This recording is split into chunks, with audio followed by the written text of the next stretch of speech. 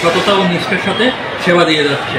খুব সুন্দরভাবে আমরা এই সেবাগুলো দিচ্ছি। কিন্তু বর্তমান পরিস্থিতিতে দেখা যাচ্ছে যে আমরা যে সেবাগুলো জনগণকে দিয়ে থাকি, আমরা অফিস টাইম আমাদের 9টা 5টা, কিন্তু আলটিমেটলি এখন যে পরিমাণ আবেদনকারী আসছে তাদের সেবা কোনোভাবেই আমরা নির্দিষ্ট টাইমে দেওয়ার মতো সুযোগ আমাদের নাই। কারণ আমাদের যে জনবল, সেই জনবল অনুযায়ী আমরা যে সেবাটা দিতে পারি তার প্রায় 2-3 গুণ জনবল প্রতিদিন আমরা আবেদনকারী হিসেবে আমরা পাচ্ছি। তো এই বর্ধিত জনবলকে সেবা দেওয়ার জন্য আসলে আমাদের কিছু ব্যবস্থা নেওয়া দরকার। তো এই ব্যবস্থা নেওয়ার জন্য আমরা আমাদের সমস্যাগুলো আমরা আমাদের কর্তৃপক্ষকে জানাচ্ছি যে আমাদের গত সপ্তাহেও আমরা পেয়েছি অনেক আবেদনকারী এসেছেন, যেটা আমাদের ক্যাপাসিটির অনেক বেশি। যার কারণে আমাদের দেখা যায় যে সকাল থেকে যে আবেদনগুলো আমরা প্রায় 3টা পর্যন্ত আবেদন নিলে এই আবেদনটা ছবি তুলতে আমাদের রাত হয়ে যাচ্ছে। তো এটা আমাদের বিদ্যমান যে বিষয়গুলো, তো আঞ্চলিক পাসপোর্ট অফিস কুমিল্লা আসলে একটা জেলা অফিস।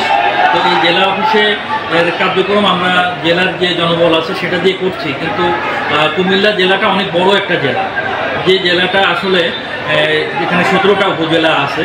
তো 17টা উপজেলায় এবং এটা প্রবাসী অধ্যুষিত একটা জেলা। তো এটা আমাদের বর্তমান জনবল এবং যে অফিসের যে ফ্যাসিলিটি যেটা আছে সেটা এই আগত এত জনবলকে সেবা দেওয়ার জন্য যথেষ্ট নয়। তো অবিলম্বে যদি আমাদের অন্য কোনো অফিস সিজন করে, আমি এখানে নতুন জয়েন করছি, তো আমি জানি যে গৌরপুরের দিকে একটা অফিসের প্রস্তাবনা আছে যেখানে যে আবেদন জমা নেওয়া।